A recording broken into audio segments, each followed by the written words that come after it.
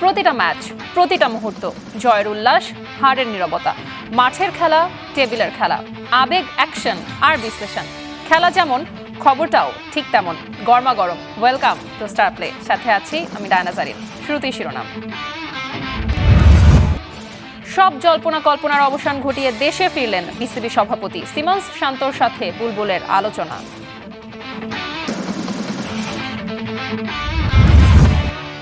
তদন্ত কমিটির মুখোমুখি ফারুক আহমেদ। বিসিবি নির্বাচন নিয়ে স্বচ্ছতার সাফাই, বোর্ড পরিচালকদের মাঝে দ্বন্দ্ব।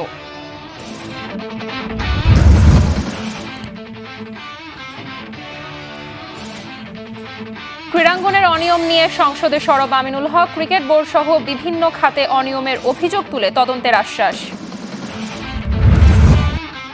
সিঙ্গাপুরের বিপক্ষে পূর্ণ 3 পয়েন্ট চায় হামজা জামালরা। শক্তিশালী প্রতিপক্ষকে হারানো সম্ভব বলছেন সমিত সোম।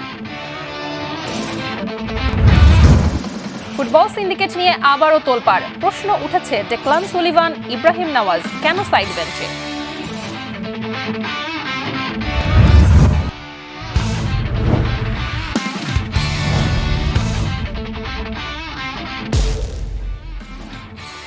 সব জল্পনা কল্পনার অবসান ঘটিয়ে পারিবারিক ছুটি কাটিয়ে অবশেষে দেশে ফিরেছেন বিসিবি সভাপতি আমিনুল ইসলাম বুলবুল। মিরপুরে করেছেন অফিস, দেখেছেন ক্রিকেটারদের অনুশীলন। এ সময় তার সঙ্গে ছিলেন বিসিবির একাধিক পরিচালকও। মাঠের মধ্যেই হেড কোচ ফিল সিমন্স আর অধিনায়ক নাজমুল হোসেন শান্তর সঙ্গেও সেরেছেন বিশেষ আলাপ। অবশেষে তাকে পাওয়া গেল। প্রায় মাস দেড়েকের লম্বা পারিবারিক সফর, ছুটি কাটিয়ে হোম অফ ক্রিকেটে বিসিবি বস আমিনুল ইসলাম বুলবুল। মাঝে কত গুঞ্জন, কত জল্পনা কল্পনা। প্রশ্ন ছিল, পরিবর্তিত পরিস্থিতিতে বুলবুল কি আর দেশে ফিরবেন? তবে সবকিছুর ইতি টেনে রোববার দুপুর নাগাদ বিসিবি ভবনে তার ফেরার খবরে অপেক্ষার প্রহর বেড়েছে গণমাধ্যম কর্মীদের। সে প্রতীক্ষার দাড়ি টেনে 4টা নাগাদ মাঠে নেমে দেখলেন ক্রিকেটারদের অনুশীলন। এ সময় বিসিবির সভাপতির সঙ্গী 2 পরিচালক, ক্রিক অবস চেয়ারম্যান নাজমুল আবেদিন ফাহিম আর গ্রাউন্ডসের খালেদ মাসুদ পাইলট। বিসিবি সভাপতিকে দেখে এগিয়ে এলেন হেড কোচ ফিল সিমন্সও। ততক্ষণে জমতে থাকা আড্ডায় যোগ দিয়েছেন টেস্ট ক্যাপ্টেন নাজমুল হোসেন শান্ত। হয়তো দিয়েছেন নিজ দলের আপডেট, পাকিস্তান সিরিজের পরিকল্পনা। মিরপুরে সকাল গড়িয়ে দুপুর, দুপুর গড়িয়ে সায়াহ্ন ছুঁই ছুঁই। তবুও ফিটনেস ক্যাম্পে ক্রিকেটারদের একটানা অনুশীলন চলছেই। মিনিট 10 তাই অবলোকন বুলবুলের। এরপর ছুটলেন নিজ কাজে। তবে সামনের সময়টা মোটেও স্বস্তির হবে না টাইগারদের সাবেক এই অধিনায়ক আর তার বোর্ডের। বুলবুল যখন হোম অফ ক্রিকেটে, তখন রাজধানীর একটি হোটেলে রুদ্ধতার বৈঠকে বিসিবি নির্বাচনের অনিয়ম নিয়ে জাতীয় ক্রীড়া পরিষদের গঠন করা 5 সদস্যের তদন্ত কমিটি। 15 কার্যদিবসের মধ্যে তাদের যে জমা দিতে হবে রিপোর্ট। গুঞ্জন আছে সেই রিপোর্টের ওপর নির্ভর করছে বোর্ডের বর্তমান কমিটির ভাগ্য। তবে আপাতত সেসব বিষয়ে ভাবলেশীন বলেই মনে হলো আমিনুল ইসলাম বুলবুলকে। চিরচেনা সে স্মিত হাসি, হয়তো ঝড়ের আগে গুমর থাকা পরিবেশকে একটু শান্ত করার চেষ্টা। বাকিটা সময়ের অপেক্ষা। Mahbub Rimon, star news, Dhaka. BCB নির্বাচন নিয়ে জাতীয় ক্রীড়া পরিষদের গঠিত তদন্ত কমিটির মুখোমুখি হয়েছিলেন বিসিবির ভাইস প্রেসিডেন্ট ফারুক আহমেদ। কি কথা হলো কমিটির সাথে, কেমনই বা অভিজ্ঞতা হয়েছে? ফারুকের বক্তব্যে বিসিবির নির্বাচন নিয়ে স্বচ্ছতার সাফাই থাকলেও ফুটে উঠেছে বোর্ড পরিচালকদের মাঝে বিদ্যমান অস্থিরতার। বিস্তারিত রেদওয়ান শাওনের রিপোর্টে। অনিয়ম আর ক্ষমতার অপব্যবহারের মতো অভিযোগে বিসিবির গেল নির্বাচন নিয়ে তদন্ত কমিটি গঠন করেছে জাতীয় ক্রীড়া পরিষদ। চলতি মাসের 11 তারিখ 5 সদস্যের কমিটি বানায় এনএসসি। এবার তারই ধারাবাহিকতায় কমিটির মুখোমুখি বোর্ডের ভাইস প্রেসিডেন্ট ফারুক আহমেদ। রাজধানীর এক আবাসিক এলাকায় ঘণ্টাখানেকের বেশি সময় ধরে ফারুক আহমেদকে জিজ্ঞাসাবাদ করেছে তদন্ত কমিটি। স্পেসিফিক 2-3 জিনিস জানতে চাইলো যে আমার সাবমিশনটা দেরি হয়েছিল কেন। প্রেসিডেন্ট, সিইও প্লাস এদের থেকে পারমিশন নিয়ে যে দেরি হয়েছে যেহেতু, সেই জন্য আমাকে আরও 2 ঘন্টা সময় বাড়িয়ে আমার সাবমিট হয়েছে। এখানে তো কোনো অপোজিশন ছিল না, সো এখানে আসলে ম্যানিপুলেশনের সম্ভাবনা তো আপনি কেমনে হবে। সাবেক এই অধিনায়কের দাবি, প্রতিপক্ষ ছাড়াই নির্বাচনে জয়ী হয়েছে বর্তমান বোর্ড। তবে কি বিনা প্রতিদ্বন্দ্বিতায় নির্বাচিত হওয়াটাও প্রশ্ন তোলে না নির্বাচনের স্বচ্ছতা নিয়ে? তাদের না থাকার কোনো কারণ ছিল না, তারা কেন ছিল না এটা তো আমি জানি না। এখানে একটা 15টা ক্লাবের ব্যাপার ছিল। 15 ক্লাব তো পরে 15টা ক্লাব তো এসছিল। আপনি জানেন যে তাদের কাউন্সিলরশিপটা বৈধ হয়েছে কোর্ট থেকে। সো তারপরে যদি কেউ করতে না চায়, এটা তো আসলে কেউ কিছু বলার, আমি মনে করি সবার ব্যক্তিগত ইচ্ছা অনিচ্ছার উপর ব্যাপারটা ডিপেন্ড করে। এদিকে দিন যত যাচ্ছে বিসিবির বর্তমান বোর্ড পরিচালকদের মাঝেও বাড়ছে দূরত্ব। ফারুকের কথাতেও যার প্রমাণ মিলেছে স্পষ্ট। রিজাইন করার পরে বলেছেন যে আরও ট্রান্সপারেন্ট হতে পারতো, এটা রিজাইন করার আগে পড়লে ভালো হতো। এক, যেহেতু সানিয়ান ইয়াং গাই, কাজে খুব করার আগ্রহ ইচ্ছা, সে চায় বাংলাদেশে এটা ভালো কিছু করতে। সো হয়তো বা মনে করেন আপনি ইলেকশনটা হলো, ইলেকশনের পরে আমাদের কিছু নতুন করে জাতীয় ইলেকশন হয়েছে। সো পুরো জিনিসটা কিন্তু একটা অত স্মুথ ছিল না ব্যাপারটা। সো আরেকটু আমার মনে হয় পেশেন্স হলে ভালো। দীর্ঘ ছুটি কাটিয়ে রোববার দেশে ফিরেছেন বিসিবি সভাপতি আমিনুল ইসলাম বুলবুল। দিন কয়েকের মাঝেই তাকেও ডাকা হবে তদন্ত কমিটির কাঠগড়ায়। Redwan Shaon, star news, Dhaka. দেশের ক্রীড়াঙ্গনে অনিয়ম আর জবাবদিহি নিয়ে এবার সংসদে সরব যুব ও ক্রীড়া প্রতিমন্ত্রী আমিনুল হক। ক্রিকেট বোর্ড সহ বিভিন্ন খাতে অনিয়মের অভিযোগ তুলে তদন্তের আশ্বাস দিয়েছেন তিনি। একই সঙ্গে ভবিষ্যৎ প্রজন্মকে খেলাধুলায় আরও সম্পৃক্ত করতে আসছে বড় সিদ্ধান্ত। বিস্তারিত কেএম সরের রিপোর্টে। বোর্ডের দুর্নীতিগ্রস্ত কর্মকর্তা কর্মচারী ব্যক্তিগত সম্পদের হিসাব নেওয়ার কিছু ইস্যু আমার সামনে পরিলক্ষিত হয়েছে। দায়িত্ব পাওয়ার পর থেকেই দেশের ক্রীড়াঙ্গন নিয়ে সরব থাকতে দেখা গেছে যুব ও ক্রীড়া প্রতিমন্ত্রী আমিনুল হককে। মাননীয় স্পিকার, আপনাকে ধন্যবাদ। কখনো ক্রিকেট, কখনো ফুটবল চষে বেরিয়েছেন। অনিয়ম দেখলেই সাথে সাথে নিয়েছেন অ্যাকশন। তারই ধারাবাহিকতায় রবিবার জাতীয় সংসদে ক্রিকেট বোর্ডের কিছু ইস্যু নিয়ে কথা বলেন আমিনুল হক। রাজনীতিকরণের মাধ্যমে বাংলাদেশের ক্রীড়াঙ্গনের যে একটি স্থবিরতা নিয়ে এসেছিল। সংসদ অধিবেশনের প্রশ্নোত্তর পর্বে তার বক্তব্যের বড় অংশ জুড়ে ছিল বিসিবি ও ক্রীড়াঙ্গনের অনিয়ম প্রসঙ্গ।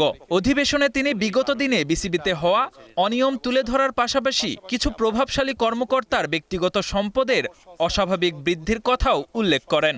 ক্রিকেট বোর্ডের দুর্নীতিগ্রস্ত কর্মকর্তা কর্মচারী ব্যক্তিগত সম্পদের হিসাব নেওয়ার কিছু ইস্যু আমার সামনে পরিলক্ষিত হয়েছে। আমি আশা করব আমাদের যে দুদকের যিনি মহাপরিচালক রয়েছেন তার কাছে আহ্বান করব এই বিষয়ে কোনো তদন্ত কোনো কিছু থাকলে তিনি যাতে আমাদেরকে অবগত করেন এবং এগুলো যাতে জাতির সামনে উপস্থাপিত হয়।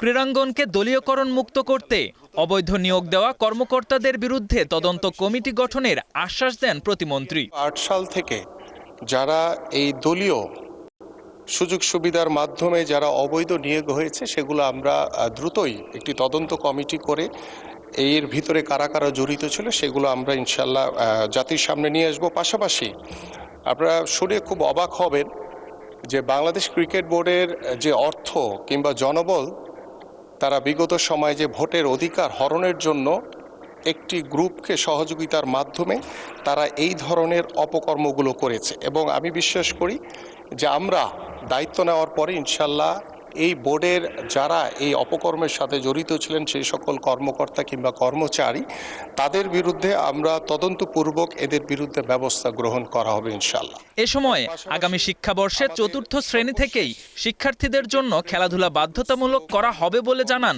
আমিনুল হক। বাংলা ও ইংরেজির মতো খেলাধুলাকেও এখন মূল বিষয়ের অন্তর্ভুক্ত করা হবে বলেও জানান তিনি। KM Sony, star news. সিঙ্গাপুরে প্রবাসী বাংলাদেশিদের ভালোবাসা আর সমর্থনকে সঙ্গে নিয়ে গুরুত্বপূর্ণ ম্যাচের প্রস্তুতি নিচ্ছেন হামজা সৌমিত্রা। গেলাং ফুটবল গ্রাউন্ডে উচ্ছ্বাস নিয়ে অনুশীলন সেরেছে দল। সিঙ্গাপুরের বিপক্ষে ইতিবাচক ফল চায় বাংলাদেশ। ভিয়েতনাম ম্যাচের হতাশা কাটিয়ে ঘুরে দাঁড়ানোর প্রত্যয়ে মাঠে নামতে মুখিয়ে আছে হামজা জামালরা। হামজাদের বাসটা এসে থেমেছে গেলাং ফুটবল গ্রাউন্ডের গেটে। দীর্ঘ অপেক্ষার পর উজ্জীবিত প্রবাসী বাঙালি ফুটবল ভক্তরা। তাদের ছবি তোলার আবদার এবং প্রিয় খেলোয়াড়কে ছুঁয়ে দেখার আকুতি সব পেরিয়ে মাঠে আসাটা যেন একটা বড় যুদ্ধ ছিল হামজা সমিতদের জন্য। একতাই শক্তি, একতাই বল, 10 মিলে করি কাজ, হারি জিতি নাহিলাজ, এই প্রবাদ বাক্যগুলোর প্রমাণ মিলল সিঙ্গাপুরের গেলাং ফুটবল গ্রাউন্ডে। হামজা, শমিত, জামালরা প্রস্তুত হচ্ছেন সিঙ্গাপুর ম্যাচের জন্য। ভিয়েতনাম থেকে আসার পর দ্বিতীয় সেশনে ফুটবলাররা দলের সবাই উজ্জীবিত সিঙ্গাপুর ম্যাচের প্রস্তুতিতে, যেখানে অনুপ্রেরণা হয়ে কাজ করছেন প্রবাসীরা, জানিয়েছেন সমিত সোম। সাপোর্ট যে পাচ্ছি, এমনি একটা প্র্যাকটিসে আসতে সব বাংলাদেশিরা যে সিঙ্গাপুরে আসে, যে আমাদেরকে সাপোর্ট করতে আসছে, ওইটা খুব ভালো লাগে। আই থিঙ্ক ওইটা সবার মুড একটু লিফট করে, একটু এনার্জি দেয় আরও, আর একটু মানে মোটিভেশন দেয় ওই ম্যাচ জিততে। বাংলাদেশ দলের ডাক্তার তুষারের সাথে রিকভারি সেশনে সময় কেটেছে ইনজুরিতে থাকা মোহাম্মদ হৃদয়ের। কাজেম, তপু, রাকিবদের অনুপস্থিতিতে দায়িত্বটা ভাগ করে নিতে চান ফুটবলাররা। আমরা অবভিয়াসলি মিস করতেছি হৃদয়কে, কাজমকে, আর যে আসে না রাকিব আর Topu. But again there may be সময় যে হামজা ওর আমি খেলতে পারবো না, আমার যদি ব্যথা পাই কী হবে। So it's always about next man up, কে কন্ট্রিবিউট করতে পারে। Football is more than just যে এগারো খেলোয়াড়, ইটস পুরা team, 23 man, 30 man squad. And so ওইভাবে বাংলাদেশ আর উঠবে যে পুরা টিমটা ইমপ্রুভ করতে পারে। ভিয়েতনাম ম্যাচের পর একটা ঘুরে দাঁড়াবার প্রস্তুতি বাংলাদেশ দলের। সিঙ্গাপুর ম্যাচে জিতলে গ্রুপ পর্বে দ্বিতীয় স্থান থেকে আসরটা শেষ করতে পারবে বাংলাদেশ। সেই সুযোগটা হাতছাড়া করতে চায় না দল। একটা ভালো প্রিপারেশন নিয়েছি ভিয়েতনামের সাথে, কারণ আমরা আমাদেরকে ব্যাটার অপোনেন্ট সাইডকে চ্যালেঞ্জ করতে চেয়েছি, এবং এইখানে চ্যালেঞ্জটা হচ্ছে আপনার আমাদের অ্যাটলিস্ট একটা জয় অবশ্যই আমাদের জন্য ভালো, বাট অ্যাটলিস্ট পয়েন্ট নিয়ে আমরা এখান থেকে ফিরতে চাই। মঙ্গলবার সিঙ্গাপুরের জাতীয় স্টেডিয়ামে বাংলাদেশ সময় সন্ধ্যা 6টায় হবে কিক অফ।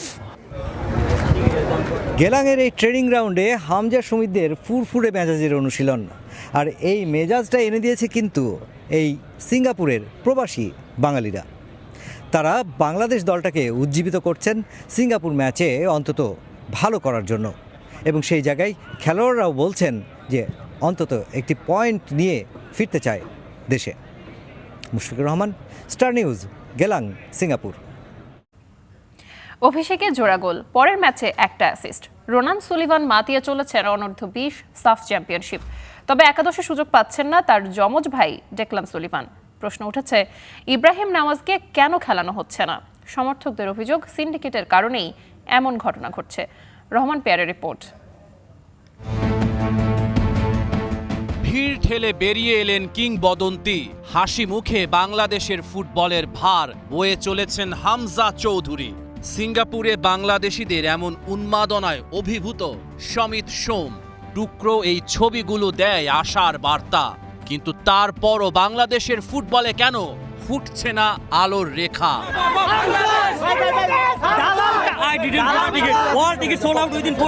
সিঙ্গাপুর থেকে মালদ্বীপ, কাদের কারণে জ্বলছে না প্রদীপ? সিন্ডিকেট বাংলাদেশের ফুটবলে কি অবিচ্ছেদ্য? চলমান সাফ অনূর্ধ্ব 20 চ্যাম্পিয়নশিপেও একই অভিযোগ উঠল। প্রশ্ন উঠেছে, বাংলাদেশ কি তাদের সেরা অস্ত্রগুলোর যথাযথ ব্যবহার করতে পারছে? যদি তাই হয়, ডেকলান সুলিভান আর ইব্রাহিম নেওয়াজ কেন সুযোগ পাচ্ছেন না একাদশে? ফ্যান গ্রুপে তোলপাড়, ডেকলান নেওয়াজদের সাথে কি অবিচার হয়েছে? প্রশ্নটা সবার। আরহাম ইসলাম একটা দীর্ঘশ্বাসের নাম। আরহাম হতে পারতেন বাংলাদেশের, তবে মূল্যবান এই প্রতিভাকে হাতের কাছে পেয়েও কদর করেননি সাইফুল বারী টিটু। অস্ট্রেলিয়ার অনূর্ধ্ব 20 দলের চূড়ান্ত স্কোয়াডে আরহাম, অথচ বাংলাদেশ দেয়নি দাম। সাফ অনূর্ধ্ব 20 চ্যাম্পিয়নশিপের 2 ম্যাচে বাংলাদেশের একাদশেও ফুটে উঠেছে একই চিত্র। ফ্যানদের প্রশ্ন, ফিলাডেলফিয়া ইউনিয়ন অনূর্ধ্ব 18 দলের একজন রেগুলার স্টার্টার বাংলাদেশের বয়সভিত্তিক দলে সুযোগ পায় না? এটা কি কল্পনাতেও ভাবা সম্ভব? পাকিস্তানের বিপক্ষে 90তম মিনিটে মাঠে নামানো হয় ইব্রাহিম নেওয়াজকে, আর ভারতের বিপক্ষে মাঠেই নামানো হয়নি। ইব্রাহিম নেওয়াজের খেলার ধরন যারা দেখেছেন তারা চোখ বন্ধ করে বলে দিতে পারবেন এটা ভয়াবহ রকমের অবিচার, অভিযোগ করছেন সমর্থকেরা। সাফ অনূর্ধ্ব 20 চ্যাম্পিয়নশিপের সেমিফাইনালে বুধবার বাংলাদেশের প্রতিপক্ষ নেপাল। ওই ম্যাচে খেলার সুযোগ পাবেন তো Declan Sullivan? Rahman pair, star news. সাতক্ষীরার এক গ্রাম, যেখানে নেই আধুনিক মাঠ, নেই সুযোগ সুবিধা, তবুও প্রতিদিন বিকেলে লাল জার্সিতে জ্বলে ওঠে একদল স্বপ্নবাজ মেয়ে। বাঁশের গোলপোস্ট, কাদামাখা মাঠ আর অসংখ্য বাধা। সব কিছুকে পেছনে ফেলে তাদের লক্ষ্য বাংলাদেশের জার্সি গায়ে তোলা।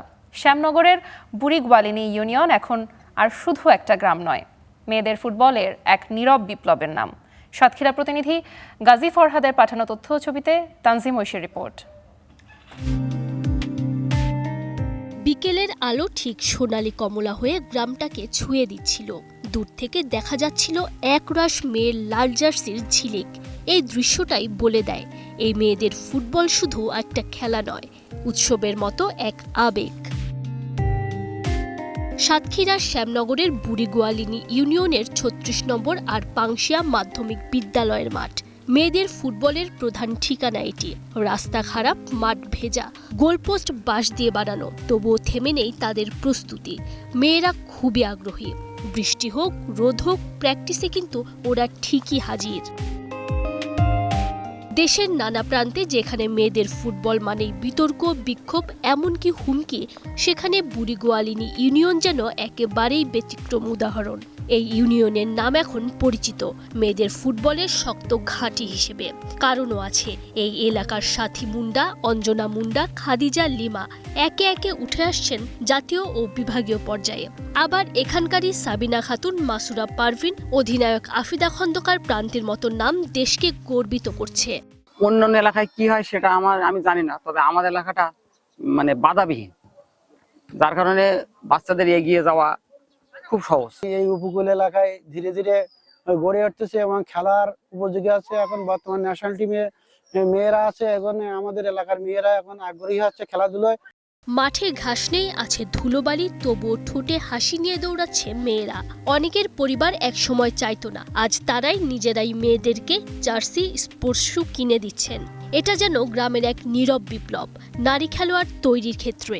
যখন এই উপজেলা টিমে গেলাম, তখন ভালো খেলা দেখে বাবা মা বললো যে তুই খেল। মা স্কুলের প্রধান শিক্ষক আমাদের খেলাধুলা প্লাস মানে যাতায়াত খরচ প্লাস মানে আদার যে সাইডগুলো, তাতে উনি আমাদের অনেক সহায়তা করেন। বুড়িগোয়ালিনী ইউনিয়নে বর্তমানে ৫৮ জন মেয়ে ফুটবলে প্রশিক্ষণ নিচ্ছে, এর মধ্যে ২৮ জন নিয়মিত। এই ইউনিয়ন থেকেই ৪ জন মেয়ে এখন ঢাকায় প্রথম লীগ খেলে। গত বছর ১২ জন মেয়ে খুলনা বিভাগীয় পর্যায়ে অংশ নিয়েছে। এই যাত্রা কোনো একদিনে হয়নি, এখানে প্রতিটা অগ্রগতি এসেছে সংগ্রাম আর ইচ্ছা শক্তি দিয়ে।